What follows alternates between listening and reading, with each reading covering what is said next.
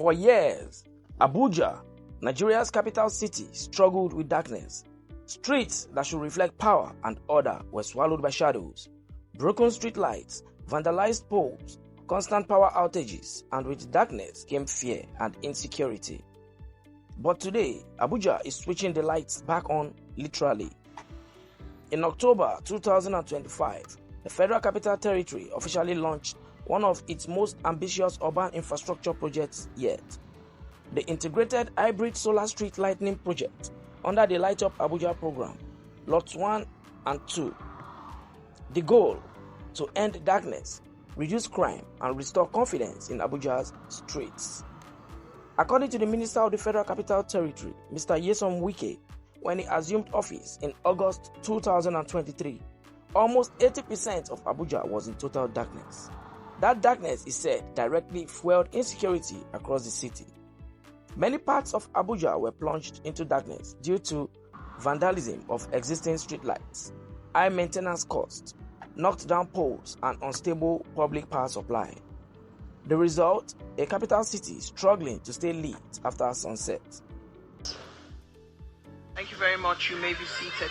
The Federal Capital Territory Administration has launched the installation of solar lighting systems across the nation's capital to address poor lighting and insecurity. The flag of ceremony drew lawmakers, area council chairmen, traditional rulers, security agencies, market women, youth, and other stakeholders.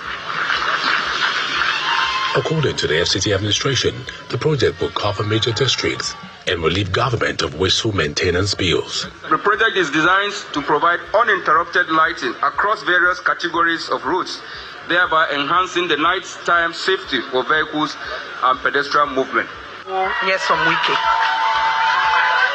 FCT Minister Nyesom Wike believes that the city has been in darkness due to vandalism and sabotage on streetlights. When we came on board August 2023, one thing anybody who visits Abuja or who resides in Abuja will identify is that totally almost 80% of the entire city is darkness. Two, there was this issue of insecurity when we came on board.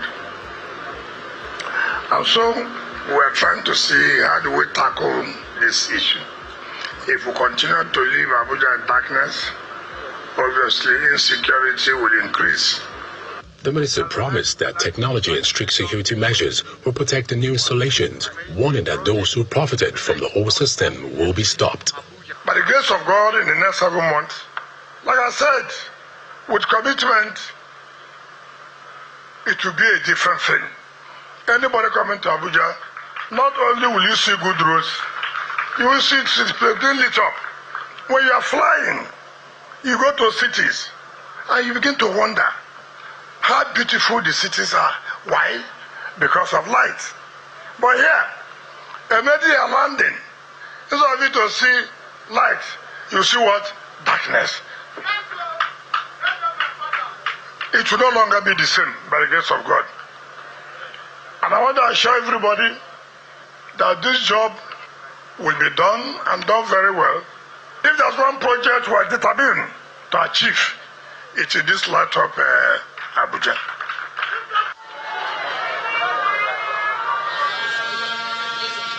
The administration says the solar lighting project will transform Abuja's nightscape, boost security, reduce waste, and deliver lasting value to residents. Benny Ark, Channels Television News. The Light Up Abuja project involves the supply, retrofitting, and installation of 300-watt integrated hybrid solar street lighting systems. These lights deliver an impressive luminous flux ranging from 7,500 to 17,500 lumens, designed specifically for major roads, streets, and expressways. And unlike the past, these lights don't rely solely on grid power. They are solar-powered, smart, and secure. While the program covers several districts, in this video we focus on key locations including Wuse District, Mabushi District, Nnamdi Azikiwe Expressway, the International Airport Expressway, and parts of Central area. Areas that were once notorious for darkness, now glowing with new life. Lot 1 covers Maitama District, Central Area, Wuse District, Asokoro Airport Expressway, while Lot 2 includes Katampe Extension, Jabi District, Garki District, Gudu, and Mabushi. This is city-wide illumination, not selective lighting. Beyond lighting fittings, the project also includes installation of new galvanized streetlight poles, replacement of vandalized and knocked down poles. This ensures durability, stability, and long-term performance. One of the most groundbreaking aspects of this project, security integration. Each streetlight comes equipped with a surveillance module. There will also be a central control room monitoring activity in real time. Any attempt to vandalize or tamper with the lights will be captured and traced. To make this vision a reality, Minister Wike traveled with President Bola Ahmed Tinubu to Beijing, China in 2024. There, agreements were signed with CGC and CECC. CGC is handling water supply projects in satellite towns of Abuja and also spearheading the lightening of Abuja city. Minister Wike openly acknowledged concerns about sabotage, but after asking one critical question, how will you protect these installations? He got what he wanted and he was satisfied. They are putting security features that will identify anyone who tries to vandalize or steal the lights. For him, that concern had been solved. The entire Light Up Abuja project is scheduled for completion within 6 months.